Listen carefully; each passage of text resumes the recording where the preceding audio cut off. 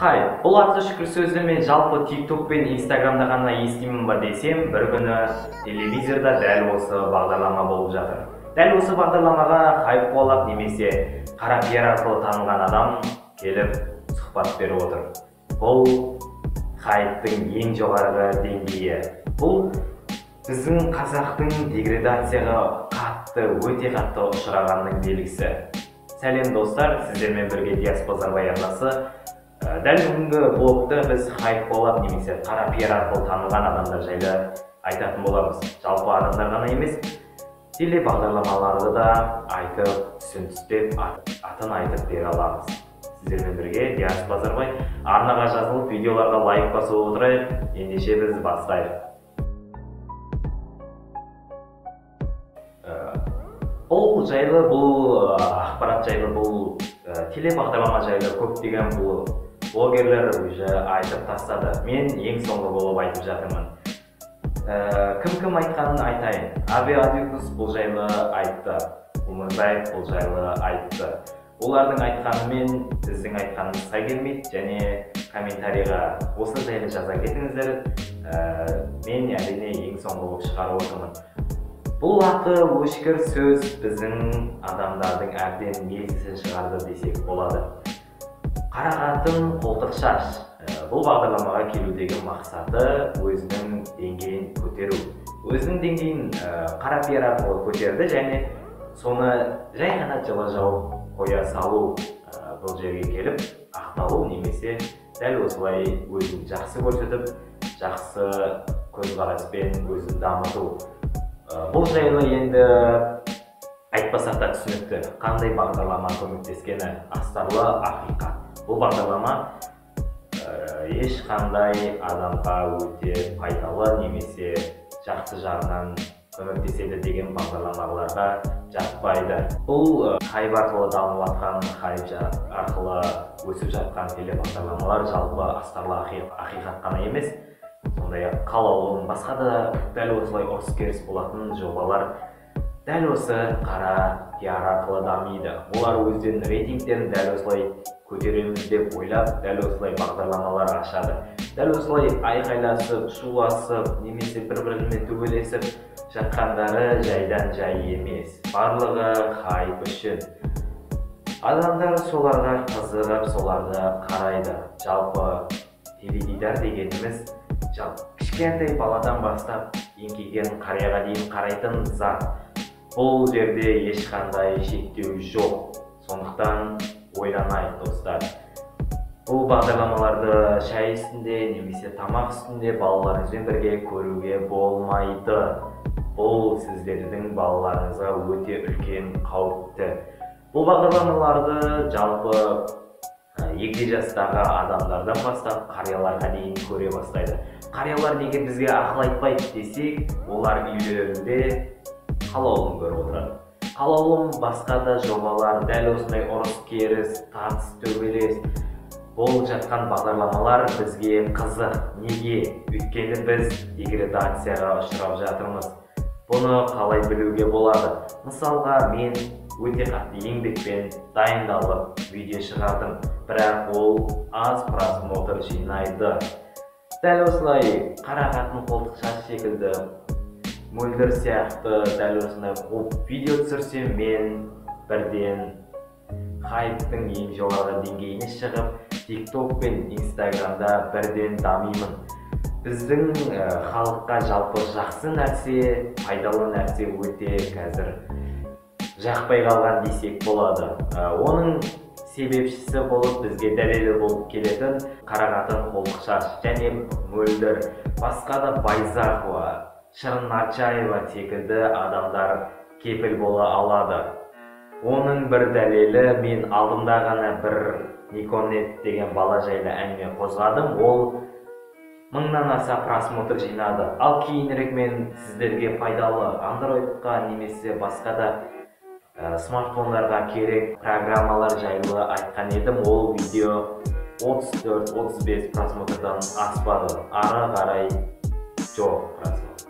Дәл осыдан да анық білінеді, біздің қазақтарға бұндай заттар керек емес. қазіргі кезде керек болмай қалған. Соны біздің басқа да жастар, басқа да адамдар өте жақсы пайдаланып отыр. Дәлелдеуі, қалауын, астарлы ақиқат, Байзақова, Мөлдір, Қарағатын Қолтықшаш секілді адамдар кепіл болып бізге гарантия болып келе алады. Бұл адамдар жалпы өздерін қара пиар арқылы дамытып алып, одан кейін жоқ болады да кетеді.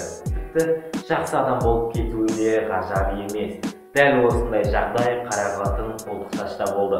Оны астарлы ақиқатқа шақырды және одан кейін дәл осылай жылап, сықтап шыға келді. Айналайын көкем-ау, дәл осылай қара пиар арқылы, дәл осылай дамып, сен қандай жетістікке жетемін деп ойладың? Сені адамдар тек қана мазақ үшін көреді. Сені бір жеріңе қызығып, немесе сенің видеоларың қызық болғаннан емес, сені мазақтау үшін көреді. Жай ғана оны дәлелдеу үшін жай ғана комментарийіңді ашып қара, саған қандай сөздер жазылып жатыр. Дәл осындай жағдайлар Байзақова мен Шырын Ақжайевада да болды. Олар да дәл осылай хайп қуалап, немесе қара пиар жасап дамыды, және одан кейін олар ұмытылып кетті. Дәл солай.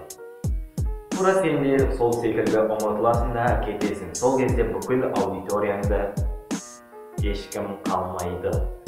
Сенің қара пиар арқылы дамып, немесе хайп жасап дамығаның басқаларға керегі жоқ. Ол өзіңнің позорыңды шығарған дүние болып есептеледі. Кейін сен ол видеоларыңа тіпті қараудан да қалмайсың. Дәл осындай видеолар түсірген адам қалай артиеп, қалай әже болады. Анаң дәл осылай келіп, бағдарламада жылай салуы, сен де жылай салуың, өзіңнің проблемаларыңды айтуың мүлдем жарамады. Дәл осылай хайп болып, немесе қара пиар жасап, өзіңнің дамытқаның сен үшін өте ұят нәрсе. Жай ғана қазақтарға үндеу жаса, блогерлерге айт, менің дәл осындай үйім жоқ, күйім жоқ, осындай жаман жерде тұрамын деп айтсаң, біздің қазақтар саған жаны ашиды ғой, ашымайды емес. Саған бүкіл жерден ақша жинап, барлық затыңды түгелімен алып берер едік. Дәл осындай видео түсіріп қоудың не керегі бар? Саған да, бізге де, халыққа да пайдасы жоқ дүние. Жай ғана мазақ болдың да жүрдің. Сен сол бағдарламаға барғаннан кейін қанша блогерлер, қанша адамдар комментарийге де болсын, қанша пікірлер айтты да, сені мүлдем адам қатарынан түсіріп тастады. Неге? Өйткені сен қара пиар арқылы дамығансың, қара дүниеге барғансың. Қара деген зат біздің қазақтарда мүлдем жаман дүние болып саналады. Ал астарлы ақиқатқа келетін болсақ, бұл бағдарлама жалпы өздерінің рейтингтері үшін, өздерінің адамдарын жинау үшін, өздерінің контенттерін өткізу үшін дәл осындай жағдайларды жасайды. Оған жалпы сенің барғаның ғана емес, басқа да дүниелер жетіп артады. Байзақова шықты, оны шақырды. Шырын Ақжайева шықты, оны да шақырды. Сен де шықтың, сені де шақырып алып, дәл осындай контент видео шығарып, сұхбат жүргізіп, елдің алдында жақсы бағдарлама болып қалып келе жатыр. Бұл бағдарламаны мүлдем көрудің қажеті жоқ. Бұл сәлем соушылдың дүниесі. Сәлем соушыл, саған сәлем. Ендігі кезекте бұл жағдайлардың бәрін тастайық. Астарлы ақиқат, сендерге ұсынысым бар. Дәл осындай хайп жасап, немесе дәл осындай адамдарды шақыру арқылы өздерінің рейтингтеріңді көтеру мүмкін.